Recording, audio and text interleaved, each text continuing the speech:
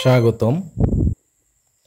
আজ আমরা দেখব একটি অন্যরকম সমস্যার সমাধান, যেটা আসলে এমসিকিউ এর জন্য কাজে লাগে। বিশেষ করে এখানে এক্স স্কোয়ার প্লাস 1/x² = 2 হলে x⁻100 প্লাস 1/x⁻100 কত।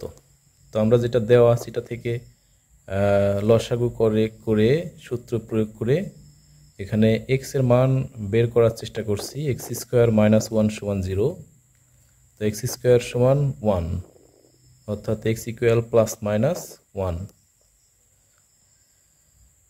x এর মান -1 হতে পারে, +1ও হতে পারে।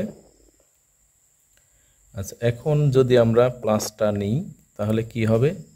ওখানে x⁻100 বাই 1/x⁻100 এখানে 1 বসাইলে কত আসে?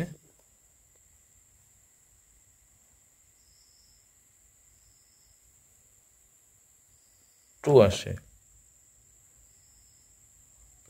আবার -1 নিলেও 2 আসবে। যেহেতু পাওয়ার জোড় সংখ্যক, সেহেতু এখানে সবসময় 2 আসবে।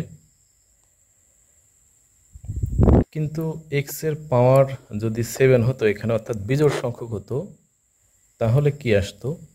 এখানে কিন্তু x² + 1/x² = 2 আছে, তাহলে ওখানে x এর মান দুইটা এসেছিল, 1 এবং -1। তাহলে x = 1 হলে এখানে কিন্তু x⁻7 প্লাস 1/x⁻7 এর মান 2 আসে, আর মাইনাস হলে কিন্তু আবার -2 আসবে।